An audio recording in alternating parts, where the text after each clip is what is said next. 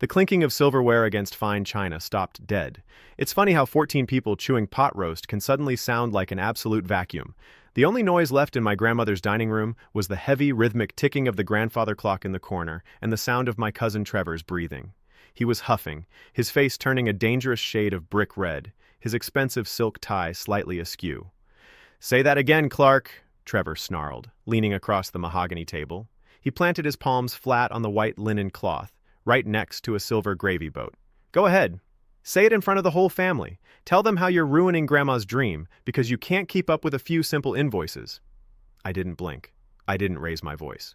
I just sat there in my standard, off-the-rack button-down shirt, holding a half-empty glass of tap water.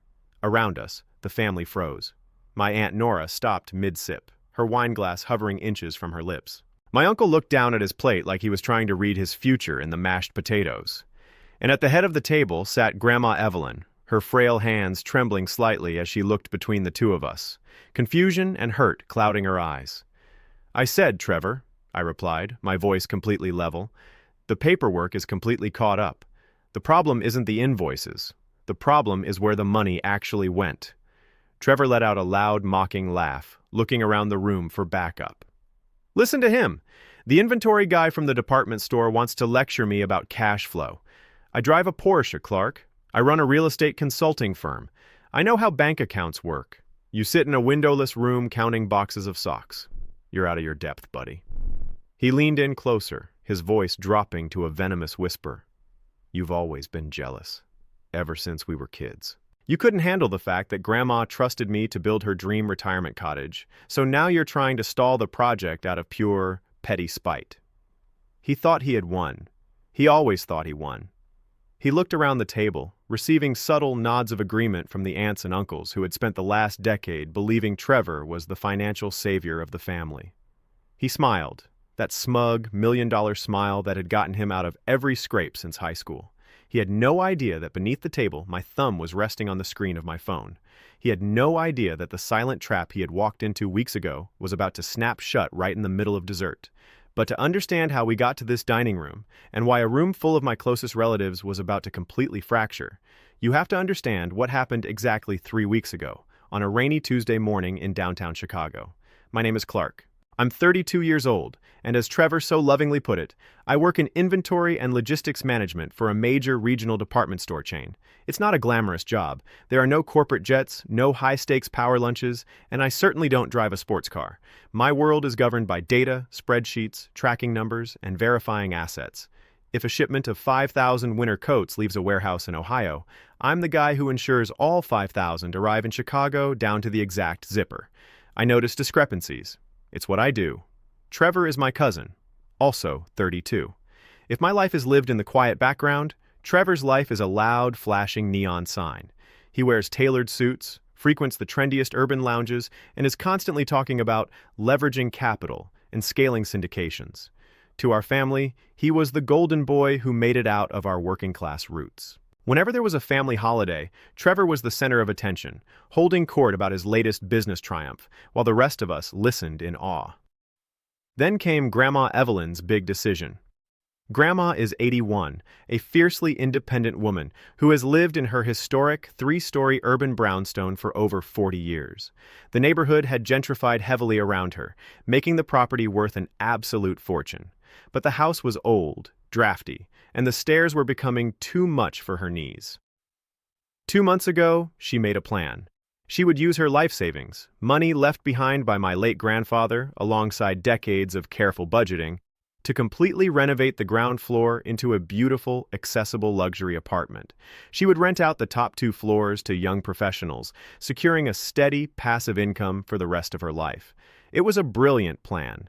Naturally, Trevor swooped in. "Grandma, you can't hire some random contractor from the Yellow Pages," Trevor had announced at Sunday dinner back in March. "They'll rip you off. Let my firm handle it. I'll oversee the project, manage the subcontractors, and make sure you get top-tier work for a fraction of the price." Grandma's eyes had lit up with pride. "Oh, Trevor, would you? That would be such a relief." But Grandma, despite her deep love for Trevor, wasn't foolish. She knew Trevor could be erratic with details. So, a week later, she called me into her kitchen. The smell of cinnamon tea filled the room as she sat me down, a thick legal folder resting between us. "Clark, honey," she had said, patting my hand. "Trevor is going to do a wonderful job building the apartment, but he's always moving so fast. I need someone steady to look over the bank account, help sign the checks, and keep the receipts organized. Will you be my co-signer on the construction account?" "Of course, Grandma," I said. When Trevor found out, he was furious. He called me up immediately, his voice dripping with condescension. "Look, Clark, if Grandma wants you to be a glorified bookkeeper to make yourself feel involved, fine. But stay out of my way. I'm doing this as a favor to the family, and I don't need a retail clerk auditing my every move." "I'm just here to sign the checks when you provide the invoices, Trevor," I told him calmly. "As long as the receipts match the work, we won't have any issues." The next day, we met at a local commercial bank branch downtown to set up the joint account. The initial deposit was staggering, $185,000. Virtually every dime Grandma had to her name. Trevor sat across from the bank officer, looking incredibly bored, tapping his gold watch. When the officer handed over a thick stack of modern disclosure forms regarding digital banking and security permissions, Trevor didn't even look at them. He grabbed a heavy designer pen from his pocket, flipped to the signature pages, and scribbled his name aggressively. "Just give us the checkbook and the online portal login," Trevor muttered, sliding the papers back. "We're in a rush. I've got a zoning meeting in an hour." The bank officer turned to me. "And for you, sir? Would you like to enable the high-security notification package? Since this is a multi-signature construction account, it tracks all digital activity, transfers, and ledger changes in real time." "Yes, please," I said, signing my own name carefully. "Link it directly to my personal cell phone." Trevor rolled his eyes, letting out a heavy sigh. "Seriously, Clark, it's a family account. You think someone's going to hack us? Whatever. Just don't lose the checkbook." He grabbed his leather briefcase, gave me a dismissive pat on the shoulder, and walked out of the bank, leaving me to collect the debit cards and paperwork. As I watched his sleek black sports car pull away from the curb, a strange, uneasy feeling settled deep in my stomach. I looked down at the newly minted bank folder in my hands. I was completely unaware that Trevor's arrogant haste in that bank office had just handed me the exact key that would expose his darkest secret. The first week of the renovations went smoothly, or so it appeared. Trevor posted flashy photos on his social media accounts, showing a demolition crew tearing down the old walls of Grandma's ground floor. The family group chat was filled with praises. "Wow, Trevor is working so fast." And, "What would we do without our businessman?" I waited for the first set of invoices. I needed to verify the expenditures before the bank officially cleared the second phase of funding. But Trevor kept delaying. Whenever I texted him asking for the plumber's line items or the lumber receipts, he'd reply with things like, "Too busy on site, stop micromanaging me," or "I'll get to it this weekend, relax." Then, on a Friday evening, exactly 2 weeks into the project, I was sitting on my couch watching a baseball game. My phone vibrated on the coffee table. It was an automated text message from the commercial bank. "Alert. Out-of-network debit card transaction. Account ending in -4482. Amount $4,200. Location: Velvet Lounge VIP, Chicago IL." I sat up straight. The baseball game faded into the background. Velvet Lounge? That was a high-end, exclusive nightclub downtown. Why would a demolition or plumbing contractor be charging over $4,000 at a VIP lounge on a Friday night? Before I could even process the text, another alert popped up. Alert. External wire transfer initiated. Account ending in -4482.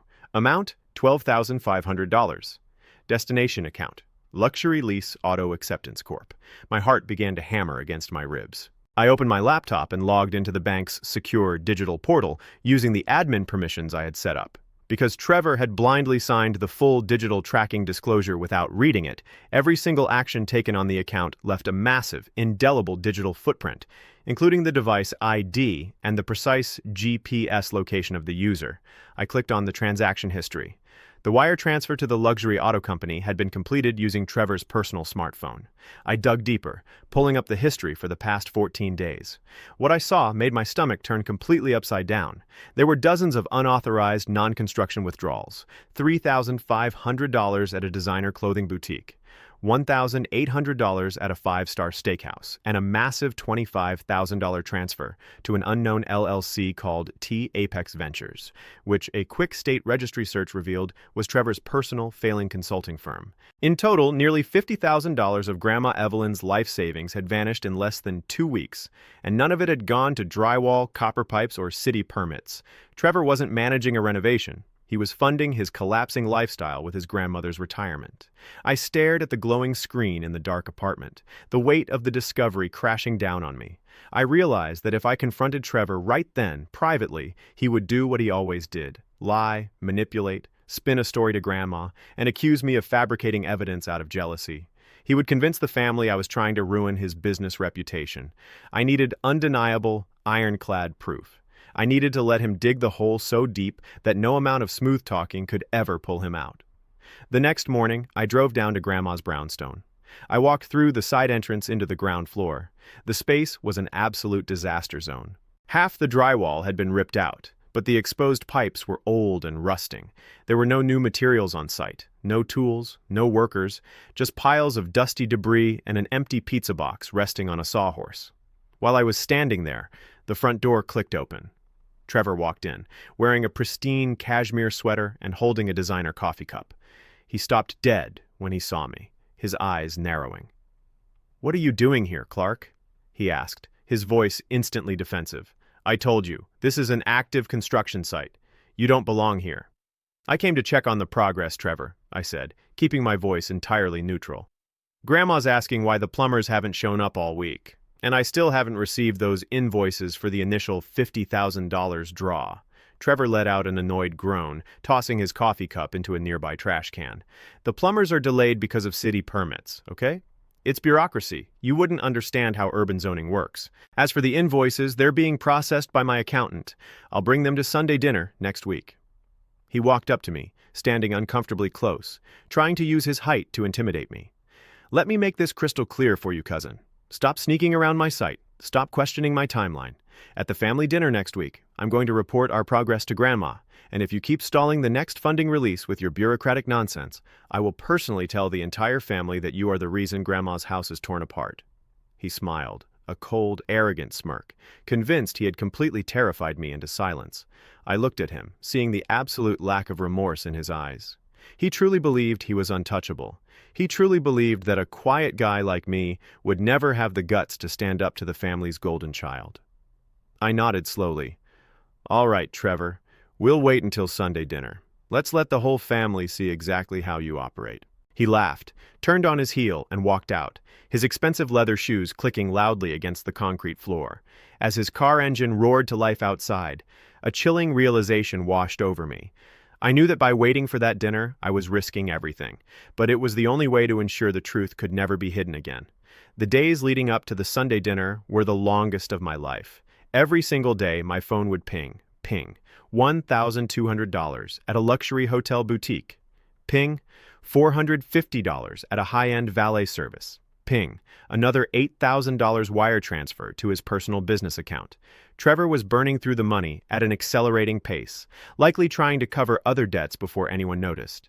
He was operating under the assumption that because he was the sole manager of the construction work, no one would look at the bank ledger until the project was supposed to be finished months later. He had completely forgotten, or completely dismissed, the fact that my name was on that account. I didn't waste a single second. I didn't just print out standard bank statements. I used my logistics training to compile an unassailable dossier. I went to the commercial bank branch and met with the branch manager. Because I was a legal cosigner with full administrative rights, I requested certified, stamped copies of every wire transfer receipt, complete with the digital device signatures and the embedded GPS location tags. I also did some independent digging. I called the city building department and inquired about the permits for Grandma's address. The clerk on the phone gave me a short, clear answer. No permits have ever been filed for that property this year. Trevor hadn't even applied for them. The demolition crew he hired for one day was likely an unlicensed, cash-in-hand operation meant to create the visual illusion of progress, so he could justify the initial financial draw. By Saturday night, my report was complete. It was a precise, chronological timeline of betrayal, documented in plain, undeniable English. No technical jargon, No complicated financial codes, just a list of dates, amounts, luxury locations, and Trevor's electronic signature. And then, Sunday arrived. The atmosphere in Grandma's dining room was festive when I walked in. Aunt Nora had brought her famous pot roast, and Uncle Greg was already talking about how much value the new apartment would add to the family estate. Trevor arrived late, of course, making a grand entrance, loudly apologizing about how a multi-million-dollar development deal had kept him on the phone in his car. Throughout the entire dinner, Trevor dropped subtle, passive-aggressive remarks about me. Whenever someone asked me about my work at the department store, Trevor would cut in with a chuckle, saying things like, "Well, we can't all be high-stakes players. Some people are built for steady, quiet routines." I just smiled, chewed my food, and waited. Finally, as the dinner plates were being cleared and Aunt Nora brought out the coffee, Trevor decided it was time to strike. He cleared his throat loudly, clinking his fork against his water glass to command the room. "Grandma," Trevor said, his voice dripping with theatrical warmth, "I wanted to give you an update on the beautiful new apartment. The demolition phase is complete, as everyone saw in the photos. We are ready to move into the heavy plumbing and structural framing next week." Grandma smiled warmly, leaning forward. "Oh, that's wonderful news, Trevor. It's moving so quickly."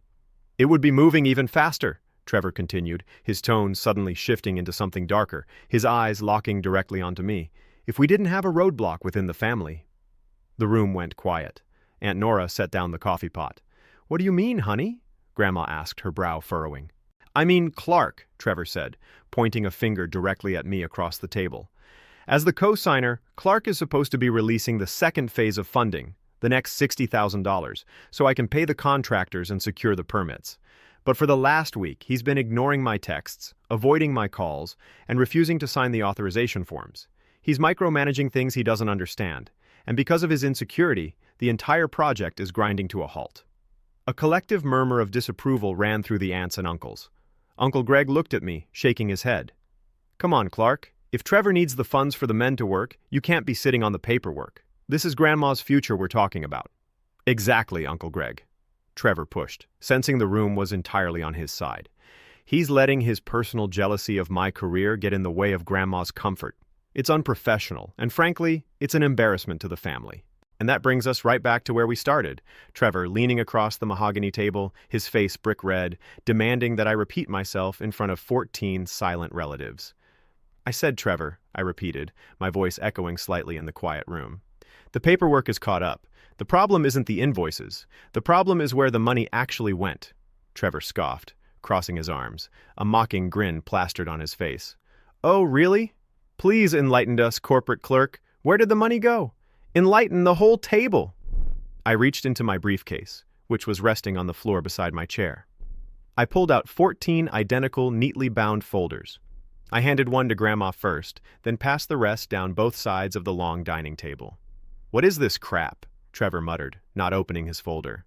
"Open it, Trevor," I said quietly. "Page 1.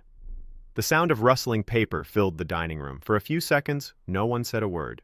They just stared at the top sheet. "This," I announced to the room, "is the certified ledger for Grandma's construction account. As everyone can see, $185,000 was deposited 3 weeks ago. Today, the balance sits at exactly $135,000. $50,000 is completely gone."